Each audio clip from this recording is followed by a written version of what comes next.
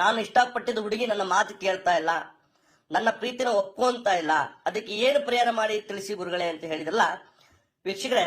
ಇಲ್ಲಿ ಒಂದು ಸರಳವಾದ ಒಂದು ವಶೀಕರಣ ತಂತ್ರದ ಬಗ್ಗೆ ನಾನು ಇಲ್ಲಿ ನಿಮಗೆ ತಿಳಿಸ್ಕೊಡ್ತಾ ಇದ್ದೀನಿ ನೋಡಿ. ಒಂದು ಬಿಳೆ ವಸ್ತ್ರವನ್ನ ತಗೊಳ್ಳಿ ಮತ್ತು ಯಾರು ನಿಮ್ಮ ಪ್ರೀತಿನ ಒಪ್ತಾ ಇಲ್ಲ, ಯಾರು ನಿಮ್ಮ ಮಾತು ಕೇಳ್ತಲ್ಲ, ಅವರ ಪಾದದ ಮಣ್ಣನ್ನ ತಗೊಳ್ಳಿ ನೋಡಿ.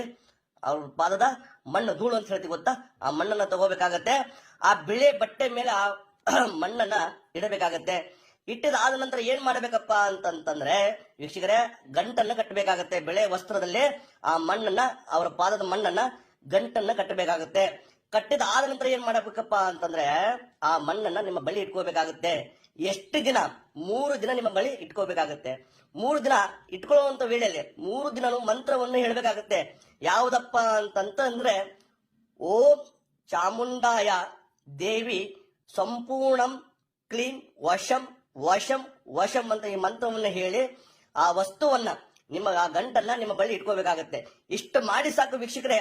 ಕೇವಲ 3 ದಿನದಲ್ಲಿ ಯಾರು ನಿಮ್ಮನ್ನ ಒಪ್ತಲ್ಲ, ನಿಮ್ಮ ಪ್ರೀತಿನ ಒಪ್ತಾ ಇಲ್ಲ, ಯಾರು ನಿಮ್ಮ ಮಾತು ಕೇಳ್ತಲ್ಲ ಅಂತವ್ರು ಸಂಪೂರ್ಣವಾಗಿ ನಿಮ್ಮ ಕೈ ವಶ ಆಗ್ತಾರೆ ವೀಕ್ಷಕರೇ. ಇದು ನಿಮ್ಮ ಸ್ನೇಹಿತರಿಗೂ ತಿಳಿಸಿ, ಕಮೆಂಟ್ ಮಾಡಿ, ಲೈಕ್ ಮಾಡಿ. ನಮಸ್ತೆ.